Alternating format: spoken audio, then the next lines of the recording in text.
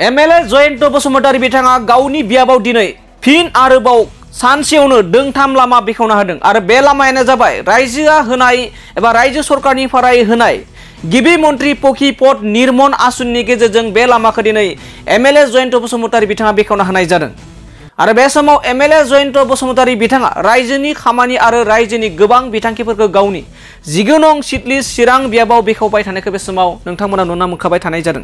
मख'नो गोनांदि बे सप्तायावनो बिथाङा थाद'नाय गैयै सानफ्रोमबो थाद'नाय गैयै गावनि 19 नं सिटलि चिरां बियाबाव मोनफानि उनाव मोनफा जेरै एखनबा मेडिकेल उफ्रा देहा फाहामसालि एबा मेडिकेल साब सेन्टार एखनबा अंगनाबादि मिरु गायसननो अन्थाइ खाम्फा बेखेवबाय थानायखौ बे समाव नुना मोननाय जादों।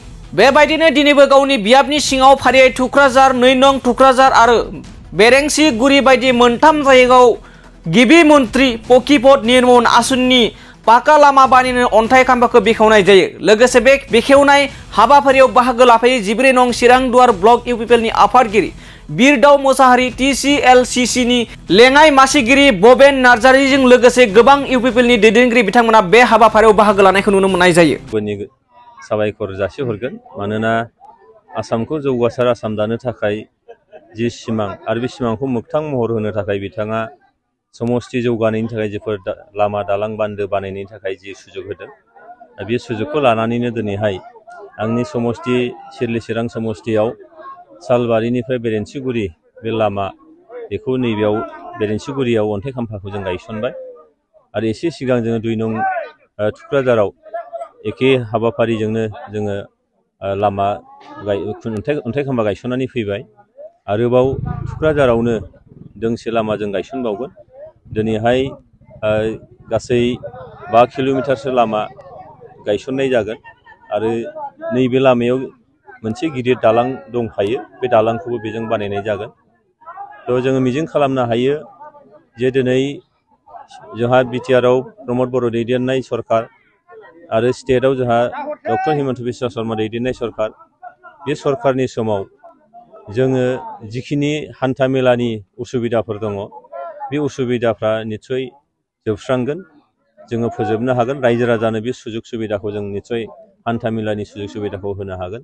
दिनैहाय बिकास जात्रा मानोना सान्थिया फैनाय लोगो लोगो दिनै गोजोन खौसेथिया फैनाय लोगो लोगोनो दिनै जौगानायनि हाबाफारि बियो जागायदों। बेनिखायनो दिनै मुख्यमन्त्रि बिथाङा बिकास जात्रा बे हाबाफारिनि गेजेरजों दिनै लामा दालां बान्दो बेखेवनायनि थाखाय थियारि जादों। नोंथांमोना हयथ' मोनथिगोन गाबोन जोंनि चिरांनि गार्जेन मन्त्रि आसामनि केबिनेट मन्त्रि मानगोनां बिथां उरखाव ब्रह्म बिथाङा चिरां जिल्लायाव फैगासिनो दङ आरो बिथाङा गोबां बेबायदि लामा दालां बिथाङा बेखेवफैगोन जेजेएमनि स्किम बेखेवफैगोन आरो फैगौ 8 अक्ट'खालि जोंनि आइफवालि होननाय जायगायाव बिमा दैनि सायाव लुफुंजानाय प्राय 1 किल'मिटार फ्राम जि दालां बे दालांखौ मानगोनां चिफ बिथां प्रमद बर'आ फैनानै बेखेवफैगोन आरो बेबायदियैनो जोंनि जगाजगनि जि बेबस्था जायखौ जोङो बुंनो हायो जे फानबारि औगुरि बे ओनसोला आनटाच जानानै दंमोन बिथांनि हान्था मेलाया जोबोद माने गाज्रि रोखोमै दंमोन। दिनै बे दालांखौ बेखेवनाय लोगो लोगोनो बिथांमोननि हान्था मेलाया बा जगाजगा जोबोद मोजां जागोन। गुबैयै फरायसाफोरनि थांलाय फैलाय बेयो जोबोद मोनसे हेंथा जानानै फैदोंमोन बे जिनिसफ्रा दिनै बे दालांखौ बेखेवनाय लोगो लोगोनो जोबस्रांसिगोन। दा बेखायनो नैबे इउपिपिएल सरकारनि समाव रायजो राजाफोरनि थाखाय जिखिनि सुजुग सुबिदा होनो नागिरदों दा बेजों जों नुनो हायो बा बुंनो हायो खोब खम समनि गेजेराव बा नैबे टार्म्स मोनसे जे सरकार 5 बोसोरनि सरकार बे सरकारनि समाव प्राय 90% बेफोर जेंनाफ्रा जोबगोन होननानै जोङो मिजिं खालामनो हायो। सारनि जे बे सप्तायाव गोबां आसनिफोर बेखेवनाय हाबाफारि बेखौ खायसे मानसिफ्रा नाथाय इलेक्सन ललिपप होननानै बुंनो नागिरगासिनो दं। सारा बेनि बेलायाव मोगथाङाव जाफुंनाय मोनसे हाबाफारिखौसो जों लादों। जों सोरनोबा ललिपप होननाय बाथ्रा बा सोरबाया बुंनाय बायदि बियो असमियाव जेखौ भेक' पावना होननानै बुंदों बेबायदि नङा बियो नायबानो जाबाय जे बियो ललिपप ना बले थारैनो बियो नोङो मोगथां महराव मोननाय मोनसे जोंनि थार गुबै ओंथिनि लामा जागोन बेखौ नायबानो जाबाय। बेखौ बिर'धिफ्रा बुंखागोन खिन्थु रायजो राजाफ्रा दिनै गोजोननाय मोन्दों, मोगथाङाव जाफुंगासिनोबो दङ। दा बेखायनो बिरोधि पक्षनि बुंनाय बा सोरनिबा बुंनाय रावा बे असैथो आरो जोंनि सरकारा रायजो राजाजों दङ, गोरिब दुखिजों दङ।